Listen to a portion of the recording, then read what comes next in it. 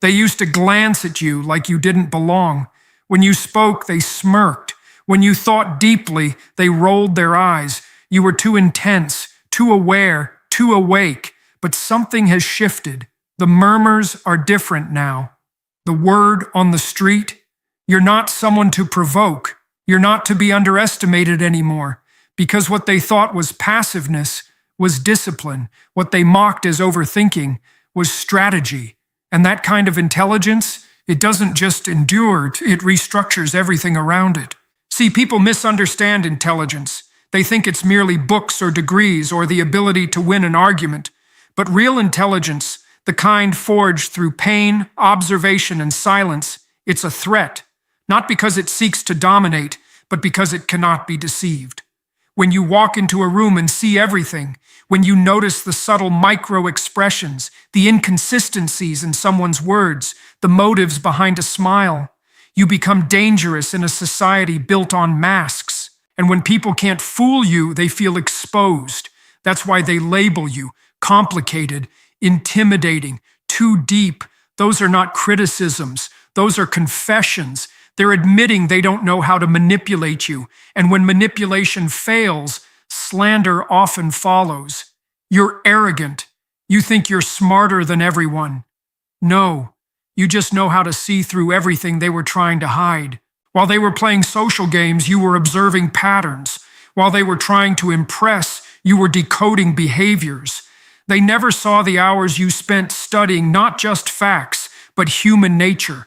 They never saw the nights you lay awake, reconstructing events in your mind, understanding every angle. Not to blame, but to learn. And that's what separates you. You don't just react to life. You analyze it. You respond with precision. You move deliberately. It wasn't always like this. You've been wounded. You've trusted the wrong people. You've given your loyalty to those who saw it as an opportunity to exploit. And yes, that broke something in you. For a time, but then something else happened. You got tired, not just of people, of the cycle, of pretending, of downplaying your mind just to make others feel comfortable. And you stopped. You stopped playing small. You stopped explaining your intentions. You stopped showing up for those who never cared to understand you in the first place. And from that silence, your mind became sharper. You began to notice things even more. Not just externally, but within yourself. You saw the ways you were bending to fit in, the compromises you were making just to avoid discomfort. You realized that intelligence without boundaries is a magnet for abuse, so you created boundaries. You learned to walk away without warning, to withdraw your energy like a master tactician, not out of bitterness, but out of clarity. And now, you've reached a level where your intelligence is no longer hidden. It radiates from your presence. People feel it when you speak, or even when you don't. There's something unnerving about someone who doesn't flinch, doesn't chase, doesn't explain. Because that kind of stillness, it comes from someone who knows, not just what's happening, but why. You don't argue with fools anymore. You don't chase approval. You don't overextend your wisdom to those who are committed to misunderstanding you. That's the shift they can't quite explain. That's what's sparking those whispers. They've realized that the one who used to be quiet, the one they mocked for being too serious, has become the one they now fear. It's poetic, really. The same people who dismissed your thoughts are now the ones saying, "Don't mess with them. They're too smart, too calculated." And they're right. You are calculated, not malicious. Just measured. You've studied pain. You've walked through betrayal. And instead of becoming bitter, you became brilliant. Instead of reacting, you refined your strategy. You don't need revenge. You don't need validation. You've already won, because your mind is no longer something you suppress. It's something you lead with. The truth is, once you've seen enough, once your intelligence has been shaped by failure, betrayal, solitude, and deep introspection, you begin to move differently. You become calm in conflict, quiet in chaos, and confident in complexity. You start making decisions based on patterns, not pressure. You learn to trust your instincts, sharpen your boundaries, and preserve your peace. And all of that terrifies people who rely on control. Now the whispers are growing. The energy shifts when you enter the room, not because you're loud, but because you're rooted. The ones who once tried to manipulate you now avoid eye contact. They know they can't outsmart you, and they know if they try, they'll lose. Because the power of intelligence, real integrated intelligence, it doesn't need to speak to be heard. It doesn't need to prove anything. It just is. And when you walk in that truth, when you no longer apologize for being aware, discerning, and deeply strategic, you become something very rare in this world. There's something about a truly intelligent person that unsettles people, not because they're hostile, but because they can't be fooled. That's what society never really wants to talk about. The unspoken truth is that intelligence, real, practiced, battle-hardened intelligence, is one of the most threatening forces in human interaction. Not because it seeks power for power's sake, but because it breaks illusions, it punctures pretense. And when someone walks into the room with that kind of clarity in their eyes, people who rely on deception start to panic. They won't always show it outright. No, they're more subtle than that. They'll say things like, you overthink too much or you take things too seriously, but what they're really saying is, you're making it harder for me to manipulate you. Because intelligence doesn't just see what's being said. It hears the motivations behind it. It recognizes the games, the deflections, the half-truths wrapped in emotional bait. And once you start to see those things consistently, the world doesn't look the same anymore. What used to be a conversation is now a power dynamic. What used to be friendship becomes a psychological test. And most people don't want you to notice that. They don't want you asking, why is this person really telling me this? What do they stand to gain? Because questions like that dismantle their scripts. They rely on your blind spots, on your desire to belong, on your tendency to doubt yourself when you're the only one in the room seeing through the facade. But when you stop second-guessing yourself, when you start trusting that uncomfortable clarity, that's when everything changes. People who depend on manipulation need one thing above all, your ignorance. They need you to be just aware enough to respond, but not aware enough to challenge. They want you to feel, but not think, to react, but not reflect. That's the balance they count on to maintain control. And when your intelligence steps in and starts connecting dots they hoped would stay scattered, they panic, even if they won't admit it. At first, they'll try to confuse you, make you question your instincts. You're too sensitive. You're imagining things. Gaslighting is their favorite trick because it turns your insight into a liability. They make you feel ashamed for noticing what's actually there. But if you're strong enough, if you've been through enough betrayal, enough quiet nights piecing together the past, enough heartbreak that taught you how to read the unspoken, you stop falling for it. You stop explaining yourself to people who are committed to misunderstanding you. And when that happens, your intelligence becomes more than awareness. It becomes defense. It becomes armor. The fascinating thing is, once people realize they can't outwit you, their tone changes. They either distance themselves quietly or they begin speaking about you in whispers. They're intense. They always read too much into things. Be careful around them.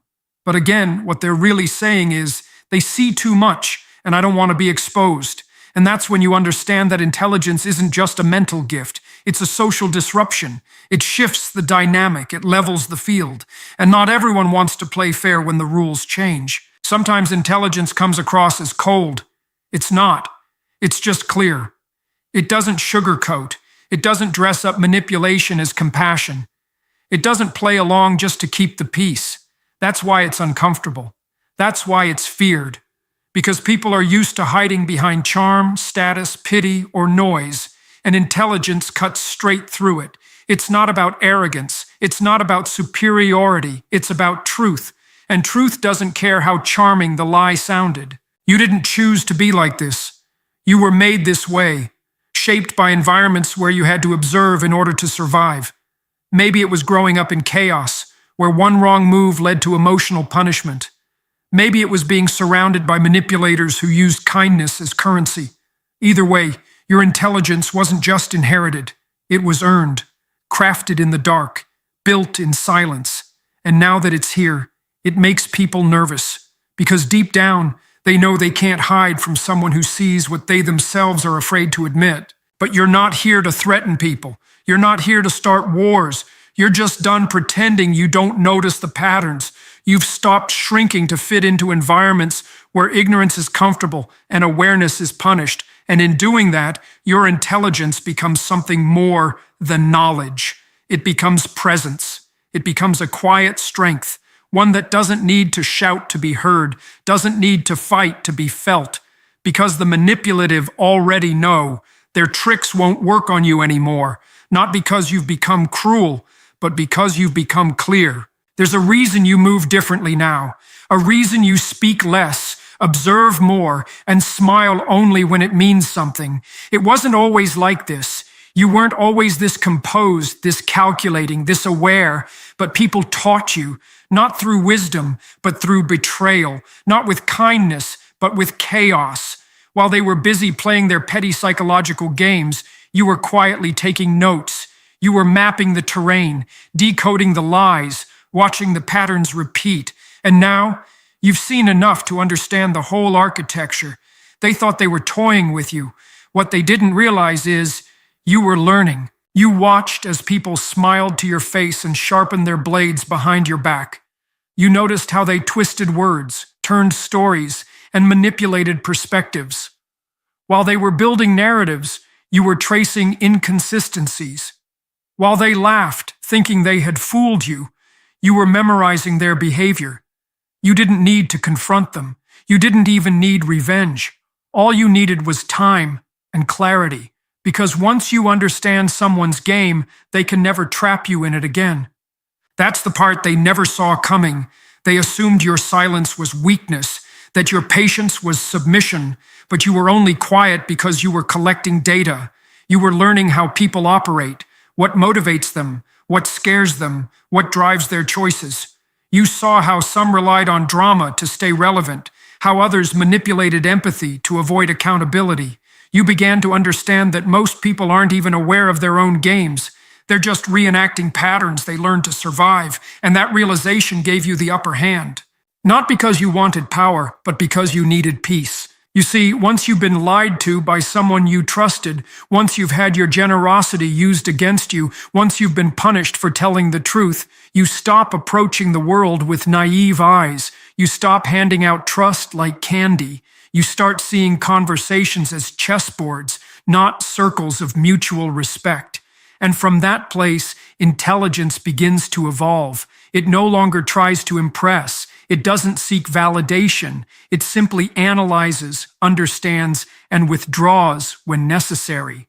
You started to see the difference between people who communicate and people who perform. You recognized how some individuals never really listen. They just wait for their turn to dominate. You noticed how those who call themselves honest often weaponize truth when it benefits them and conceal it when it doesn't. You learned the subtle indicators, the way someone avoids responsibility with humor, the way they project guilt onto the innocent, the way they create confusion and call it complexity. While they were busy constructing illusions, you were dismantling your own. You let go of idealism. You stopped expecting depth from shallow people. You no longer assumed that just because you gave with sincerity, others would respond in kind. Instead, you built discernment, not cynicism, but clarity. You stopped getting attached to potential and started paying attention to behavior, and that's when everything shifted. Now, your presence unsettles them, not because you say too much, but because you've seen too much. They sense that you can read between the lines, that you know how to interpret the silence between words, that you can tell the difference between apologies and manipulation, between interest and convenience. And that awareness, that kind of refined, intuitive intelligence, it terrifies people who are used to operating in shadows. They're used to people reacting emotionally, taking the bait, getting pulled into their emotional webs. But you've stepped outside the game. You don't argue anymore. You observe. You don't retaliate. You recalculate. Your responses are no longer rooted in impulse, but in understanding. You know what kind of reaction feeds which kind of mind. And that is a level of power that cannot be faked. You don't need to expose anyone. They expose themselves the moment they try to manipulate you. You don't even need to defend yourself, because your patterns now speak louder than your explanations ever could. You've become someone who walks into situations with clarity, who listens deeply, and who walks away without warning when the energy no longer aligns with truth. And those who are still playing games, they don't know what to do with that. They can't predict you. They can't trap you. And that unpredictability, born from deep, painful clarity, makes you untouchable to the ones who once thought they could control you. This kind of transformation doesn't come from books alone. It comes from experience. From watching people you loved become unrecognizable, from realizing that most cruelty is not loud and obvious. It's subtle, dressed in jokes, smiles, half-hearted compliments, and strategic silences. And every time someone tried to confuse you, invalidate you, or distort the truth, you were refining your perception. You were getting sharper, quieter, stronger. So while they were busy trying to win petty battles, you were studying the entire war. You were learning when to engage, when to walk away, and when to say nothing at all. You learned that not everything needs to be responded to, that sometimes silence is the most powerful strategy, that the highest level of intelligence is not in proving you're right, but in knowing when it's not worth your time. And now you don't just know the game, you know the rules. You know how it starts, how it unfolds, and exactly how it ends. And the most satisfying part? You no longer play, because the greatest power you've gained is the power to walk away with your peace intact. There comes a moment, quiet, unannounced, when something inside you changes. It doesn't explode, it doesn't scream, it shifts silently like a tectonic plate beneath the surface. And in that moment, you realize that the mind you once questioned, once downplayed, once tried to silence, has become your greatest weapon, not a weapon forged in arrogance or bitterness, but in precision, in clarity, in restraint. You see, after being pushed to the edge enough times, you stop relying on emotional defenses. You stop explaining yourself to people who are only listening for weaknesses. You stop debating with those who never cared to understand you in the first place. Instead, you begin to calculate.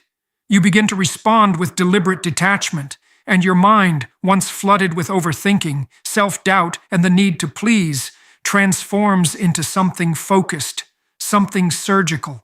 You didn't choose this path out of ego. You chose it out of necessity, because when you've been wounded by people who smiled while they twisted the knife, you either crumble or you rebuild differently.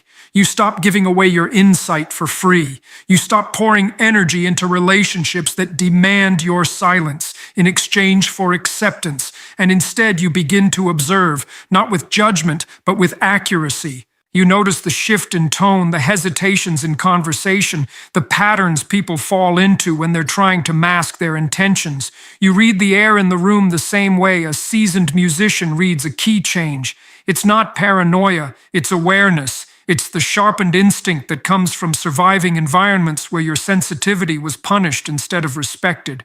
And now, instead of reacting, you anticipate. People feel that when they're around you. They sense that you don't speak unless it's worth saying. They feel the weight behind your words, not because you're trying to impress, but because you've learned the cost of wasted energy. And that's what separates you now. You don't just think, you think ahead. You don't just feel, you filter. And most importantly, you don't just notice, you understand. There's a calmness that follows this kind of growth, a silence that doesn't feel like retreat, but like confidence. You no longer seek to be understood by those committed to misunderstanding you. You no longer chase after apologies from those who see accountability as weakness. And you definitely don't engage in emotional wars with people who throw grenades just to watch the fallout. Because now, your mind is your fortress. You use it not to harm, but to protect what's sacred within you. Some people will try to test you, thinking they can still get under your skin. They'll throw bait into conversations, provoke with passive aggression, or accuse you of being distant, too cold, too calculated. But you've heard it all before. You've outgrown the phase where guilt could manipulate you. You've seen what happens when you let your guard down too soon. And so now you respond with silence when it's appropriate and precision when it's required. That silence, they don't know what to do with it, because it's not the silence of defeat. It's the silence of someone who knows that responding isn't always the wise move.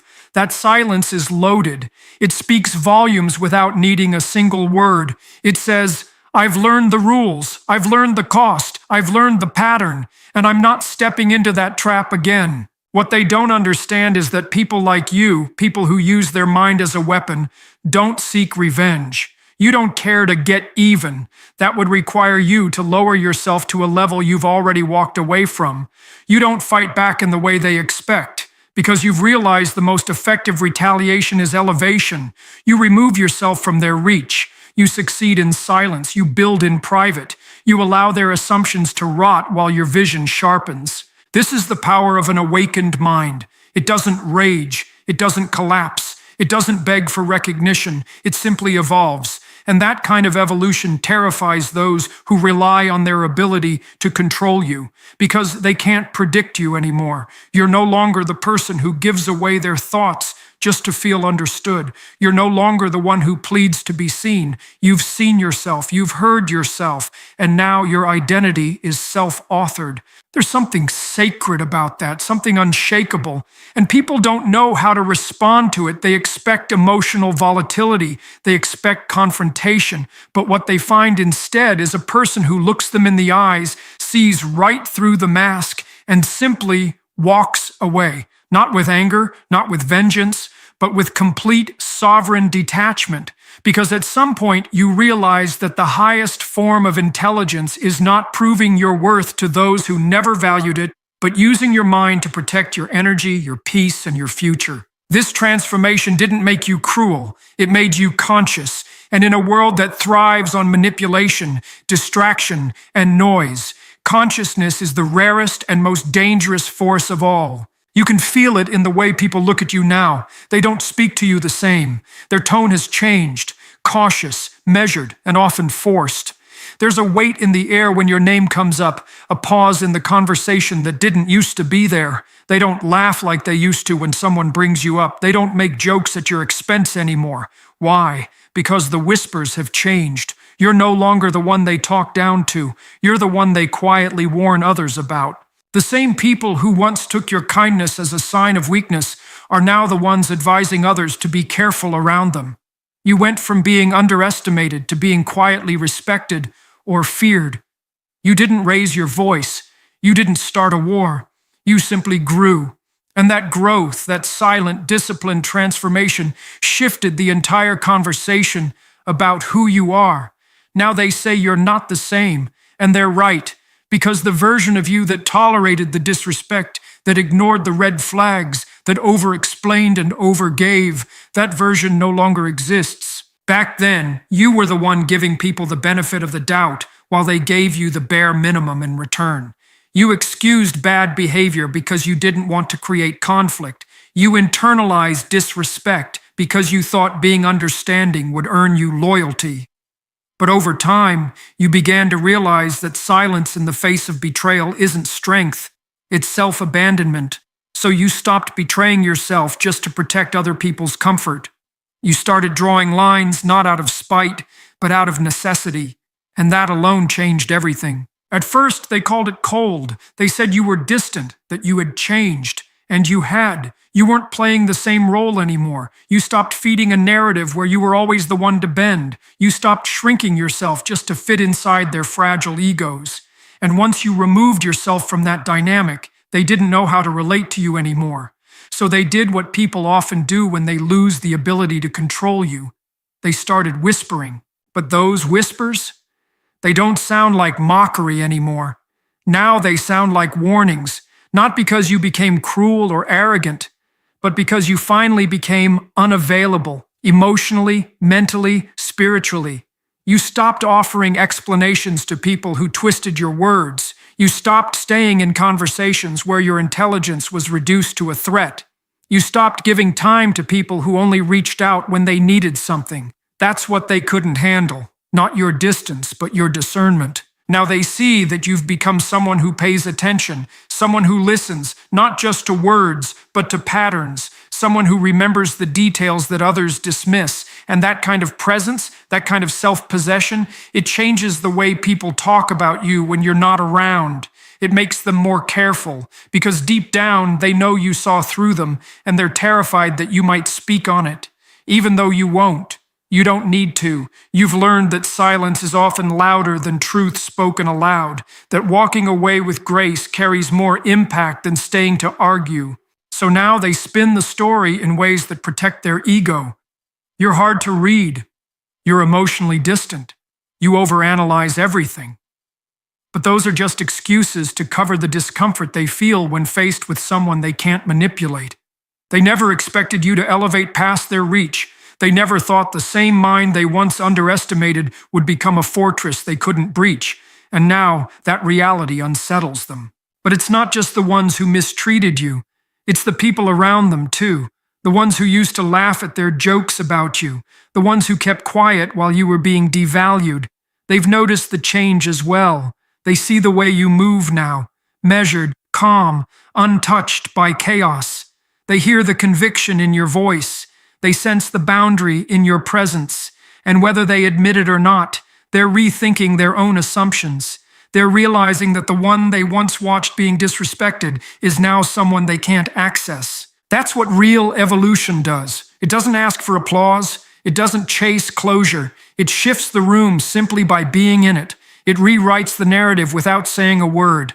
And eventually those whispers that once carried mockery turn into stories of admiration, even if they don't say it to your face, because deep down they know.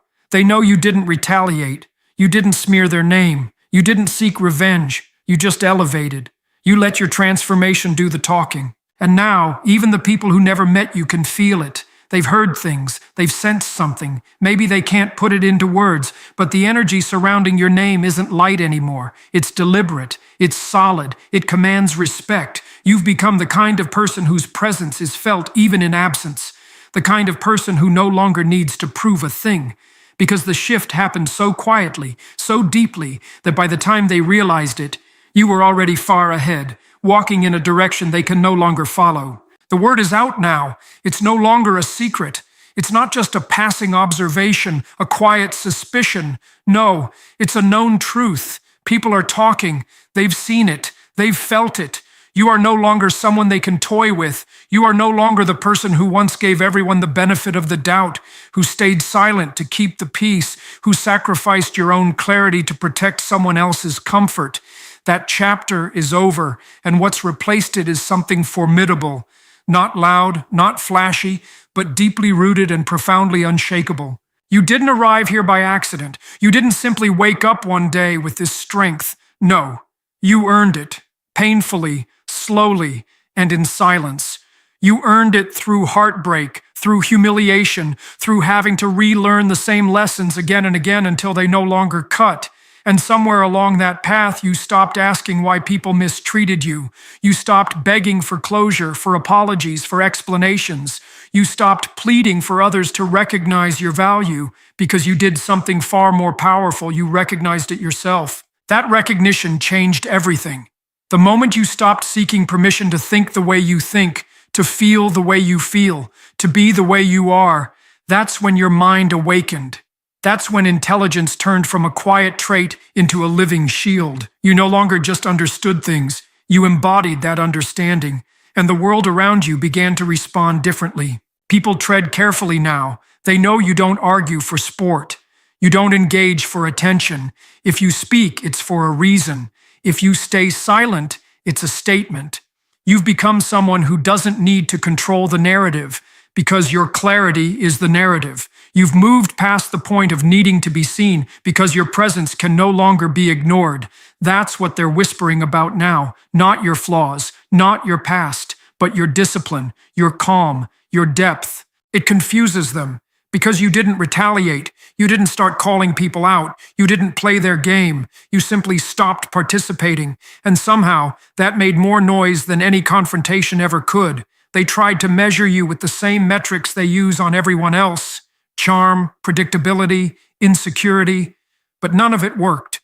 Because when your mind has been tempered by solitude, by truth, by relentless introspection, you stop being influenced by shallow things. Now you carry yourself like someone who's already seen too much to be shaken by surface-level nonsense.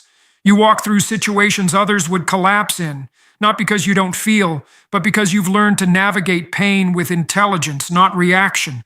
And that kind of composure, that kind of control, it can't be faked, it can't be borrowed, it can't be bought.